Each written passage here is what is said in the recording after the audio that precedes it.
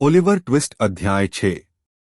नोआ की तानों से परेशान होकर ओलिवर सक्रिय हो जाता है और उसे काफी चौंकाता है।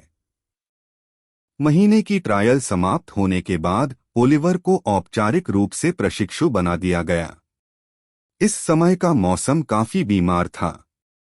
व्यापार की भाषा में ताबूतों की मांग बढ़ रही थी और कुछ हफ्तों में ओलिवर ने बहुत अनुभव प्राप्त कर लिया। मिस्टर सॉयरबरी की चालाक योजना की सफलता ने उनके सबसे आशावादी सपनों को भी पार कर दिया। सबसे पुराने निवासियों को कोई ऐसा समय याद नहीं आया जब खसरा इतना फैल गया हो या बच्चों के लिए इतना घातक रहा हो। वे घर पहुंचते ही जल्दी से शांत हो जाते थे और चाय पीने तक पूरी तरह से ठंडे हो जाते थे। यह सब देखना बहुत सुखद और सुधारात्मक था और ओलिवर ने इसे बहुत प्रशंसा के साथ देखा। वे घर पहुंचते ही जल्दी से शांत हो जाते थे और चाय पीने तक पूरी तरह से ठंडे हो जाते थे। यह सब देखना बहुत सुखद और सुधारात्मक था और ओलिवर ने इसे बहुत प्रशंसा के साथ देखा। यह कहना मुश्किल है कि ओलिवर ट्विस्ट इन अच्छे लोगों के उदाहरण से धैर्य से प्रभावित हुआ या नहीं, लेकिन मैं निश्चित रूप से कह सकता हूं कि कई महीनों तक उसने नोआ क्लेप्टोल के दबदबे और बुरे व्यवहार को शांतिपूर्वक सहन किया, जिसने उसे पहले से भी बुरा व्यवहार किया, क्योंकि उसकी जलन ने नया लड़का काले बैंड और टोपी के साथ पदोन्नत होते हुए देखा, जबकि वह खुद वही पुराना लिबास और जूते पहने रहा। शार्लोट ने उसे बुरा व्यवहार किया क्योंकि नोआ करता था और मिसेस सॉयरबरी उसकी दृढ़ शत्रु थीं, क्योंकि मिस्टर सॉयरबरी उसके मित्र बनने की इच्छा रखते थे। इस प्रकार इन तीनों की ओर से और एक ओर से अंतिम संस्कारों की भरपूर कमी के बीच ओलिवर इतना आरामदायक नहीं था जितना एक भूखा सुअर होता जब वह गलती से एक ब्रुअरी के अनाज विभाग में बंद हो जाता था। अब मैं ओलिवर की कहानी में एक बहुत महत्वपूर्ण घटना पर आ रहा हूं, क्योंकि मुझे एक ऐसे कार्य का विवरण देना है जो शायद देखने में छोटा और महत्वहीन लगे, लेकिन जिसने अप्रत्यक्ष रूप से उसके भविष्य की सभी संभावनाओं और कार्यों में एक महत्वपूर्ण बदलाव ला दिया। एक दिन ओलिवर और नोआ खाना खाने के समय रसोई में उतरे, जहां उन्हें मटन का एक छोटा टुकड़ा, 1 पाउंड और आधा, गर्दन का सबसे खराब हिस्सा परोसा गया। जब शार्लोट को बाहर बुलाया गया तो एक छोटा सा समय का अंतराल आया, जिसे नोआ क्लेप्टोल, जो भूखा और बुरा था, ने यह मान लिया कि वह इस समय को ओलिवर ट्विस्ट को परेशान करने और चिढ़ाने के अलावा किसी और काम के लिए नहीं दे सकता। इस निर्दोष मनोरंजन पर ध्यान केंद्रित करते हुए नोआ ने टेबल क्लॉथ पर अपने पैर रखे, ओलिवर के बाल खींचे, उसके कान खींचे और उसे स्नीक कहा, और इसके अलावा यह घोषित किया कि वह उसे फांसी पर देखने आएगा जब भी वह अपेक्षित घटना होगी, और विभिन्न छोटी छोटी परेशानियों के विषयों पर चर्चा की, जैसे कि वह एक दुर्भावनापूर्ण और बुरा चैरिटी बॉय था। लेकिन ओलिवर को रोते हुए देखकर नोआ ने और भी मजाक करने की कोशिश की, और इस प्रयास में उसने वही किया जो आजकल भी कई लोग करते हैं जब वे मजाक करना चाहते हैं। उसने बहुत व्यक्तिगत हो गया। वर्क, नोआ ने कहा, तुम्हारी माँ कैसे हैं? वह मर चुकी हैं, ओलिवर ने जवाब दिया, मुझे उसकी बात मत कहो। ओलिवर का चेहरा इस समय पर लाल हो गया। उसने तेजी से सांस ली और उसके मुंह और नथुनों में एक अजीब सी हलचल थी, जिसे मिस्टर क्लेप्टोल ने सोचा कि यह एक तीव्र रोने की स्थिति का पूर्वसूचक होना चाहिए। इस धारणा के तहत उसने फिर से हमला किया। वह किस कारण से मरी? वर्कर्स, नोआ ने पूछा। कुछ पुरानी ननिहाल की बहनें कहती थीं कि दिल टूटने से, ओलिवर ने उत्तर दिया, जैसे वह खुद से बात कर रहा हो, नोआ को जवाब देने के बजाय। मुझे लगता है कि दिल टूटने से मरना क्या होता है, मैं समझता हूँ।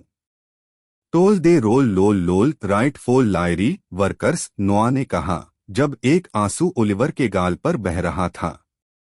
तुम्हें अब क्यों रोने लग गए? तुम्हारे लिए नहीं, ओलिवर ने तीखे स्वर में जवाब दिया। बस यही काफी है। मुझसे उसके बारे में और कुछ मत कहो, तुम ऐसा मत करो। अच्छा नहीं करना, नोआ ने कहा किया। खैर, अच्छा नहीं करना। वर्कर्स, नाहक बेशर्मी मत दिखाओ। तुम्हारी माँ भी। वह एक अच्छी थी, वह थी। ओह भगवान! और यहाँ नोआ ने अभिव्यक्तिपूर्ण तरीके से सिर हिलाया और अपनी छोटी लाल नाक को उस समय के लिए जितना जमा सकता था उतना मोड़ा। तुम जानते हो वर्कर्स, नोआ ने ओलिवर की चुप्पी से हिम्मत पाकर अपनी बात जारी रखी और एक मजाकिया बनावटी दया भरे स्वर में बोला, जो सबसे ज्यादा चिढ़ाने वाला था। तुम जानते हो वर्कर्स, अब कुछ नहीं हो सकता, और उस वक्त भी तुम कुछ नहीं कर सकते थे, और मुझे इसके लिए बहुत दुख है, और हमें सबको तुम पर दया है, और हम सब तुम्हें बहुत तरसते हैं। लेकिन तुम्हें मालूम होना चाहिए वर्कर्स, तुम्हारी माँ एक पूरी की पूरी बुरी औरत थी। तुमने क्या कहा? ओलिवर ने बहुत तेजी से ऊपर देखते हुए पूछा। एक पूरी की पूरी बुरी औरत, वर्कर्स, नोआ ने ठंडेपन से जवाब दिया। और ये अच्छा हुआ वर्कर्स कि वह मर गई। जब वह मरी नहीं तो वह ब्राइडवेल में कड़ी मेहनत कर रही होती, या उसे देश निकाला मिला होता, या फांसी पर चढ़ा दी गई होती, जो दोनों से ज्यादा मुमकिन है ना? गुस्से से लाल पीला होते हुए ओलिवर उछल पड़ा, कुर्सी और मेज गिरा दी, नोआ का गला पकड़ लिया, उसे इतनी जोर से झकझोरा कि उसके दांत खटखटाने लगे, और अपनी सारी ताकत एक जोरदार मुक्के में समेटते हुए उसे जमीन पर गिरा दिया। कुछ ही पल पहले वह लड़का शांत, मृदु और उदास लग रहा था, जैसा कि उसे कठोर व्यवहार ने बना दिया था। लेकिन अब उसकी आत्मा जाग चुकी थी, उसकी मृत माँ का अपमान उसके खून को आग में बदल चुका था। उसकी छाती धड़क रही थी, उसका रुख सीधा था, उसकी आंखें चमक रही थीं, उसकी पूरी शख्सियत बदल गई थी, जब वह अब अपने कायर सताने वाले पर घूरते हुए खड़ा था, जो उसके पैरों के पास सिमट गया था, और उसने उसे एक ऐसी ताकत से ललकारा जिसे उसने पहले कभी महसूस नहीं किया था। वो मुझे मार डालेगा, नोआ चिल्लाया। शार्लोट, मिसिस, यहाँ नया लड़का मुझे मार रहा है। मदद, मदद! ओलिवर पागल हो गया है। शार्लोट! नोआ की चिल्लाहट का जवाब एक जोरदार चीख से मिला, जो शार्लोट की थी, और उससे भी जोरदार चीख मिसेस सॉरबेरी की थी। शार्लोट साइड डोर से रसोई में दौड़ आई, जबकि मिसेस सॉरबेरी सीढ़ियों पर रुक गई, जब तक उन्हें पूरी तरह यकीन नहीं हो गया कि उनकी जान बचाने के लिए आगे बढ़ना ठीक रहेगा। ओह तुम छोटे शैतान! शार्लोट ने चिल्लाते हुए कहा, ओलिवर को अपनी पूरी ताकत से पकड़ लिया, जो एक अच्छे कसरती आदमी के बराबर थी। ओह तुम छोटे नाशुक्रे, खूंखार, डरावने बदमाश! और हर शब्द के बीच शार्लोट ने ओलिवर को पूरी ताकत से एक झटका दिया, और साथ ही समाज के हित के लिए एक चीख भी मारी। शार्लोट के मुक्के हल्के नहीं थे, लेकिन यह सुनिश्चित करने के लिए कि ओलिवर का गुस्सा शांत हो, मिसेस सॉरबेरी भी रसोई में कूद पड़ी और एक हाथ से उसे पकड़ा, जबकि दूसरे हाथ से उसका चेहरा नोच डाला। इस अनुकूल परिस्थिति में नोआ जमीन से उठ खड़ा हुआ और पीछे से ओलिवर को पीटने लगा। यह बहुत ही ज्यादा हिंसक था, इसलिए यह ज्यादा देर तक नहीं चल सका। जब वे सभी थक गए और मारपीट नहीं कर सके, तो उन्होंने ओलिवर को घसीटकर संघर्ष करते और चिल्लाते हुए, लेकिन बिना डरे, धूल के तहखाने में बंद कर दिया। यह काम हो जाने के बाद मिसेस सॉरबेरी एक कुर्सी पर गिर पड़ी और रोने लगी। ओह वो बेहोश हो रही हैं, शार्लोट ने कहा। एक गिलास पानी लाओ, नोआ, जल्दी करो। ओह शार्लोट, मिसेस सॉरबेरी ने कहा, जितना बोल सकती थीं, उतना बोलते हुए, क्योंकि उनकी सांस फूल रही थी और नोआ ने उनके सिर और कंधों पर ठंडा पानी डाल दिया था। ओह शार्लोट, यह भगवान की कृपा है कि हमें हमारे बिस्तरों में मारा नहीं गया। सच में मैडम, बहुत बड़ी कृपा है, शार्लोट ने जवाब दिया।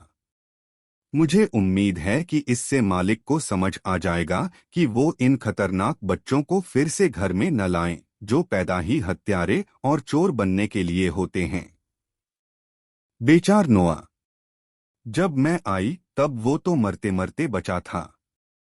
बेचारा, मिसेस सॉरबेरी ने दयनीय नजरों से उस अनाथ लड़के की ओर देखते हुए कहा।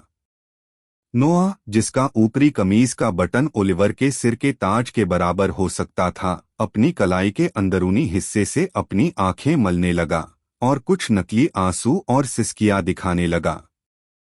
अब क्या किया जाए? मिसेस सॉरबेरी ने कहा। तुम्हारे मालिक घर पर नहीं हैं, घर में कोई आदमी नहीं है और वह 10 मिनट में दरवाजा तोड़ देगा। ओलिवर की लकड़ी के दरवाजे पर जोरदार मार इस संभावना को और भी सच कर रही थी। हे भगवान, मुझे नहीं पता, मैडम, शार्लोट ने कहा। शायद हमें पुलिस वालों को बुलाना पड़े या फिर सेना को, मिस्टर क्लेपोल ने सुझाव दिया। नहीं नहीं, मिसेस सॉरबेरी ने कहा, अचानक ओलिवर के पुराने दोस्त की याद करते हुए।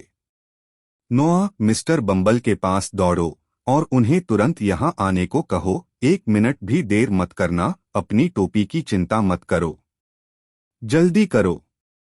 दौड़ते वक्त अपनी सूजी हुई आंख पर एक चाकू रख लेना, इससे सूजन कम हो जाएगी। नोआ बिना कोई जवाब दिए पूरी रफ्तार से दौड़ पड़ा और शहर के लोगों को बहुत अजीब लगा जब उन्होंने देखा कि एक अनाथ लड़का बिना टोपी के, आंख पर चाकू रखे, सड़क पर तेजी से दौड़ता जा रहा है।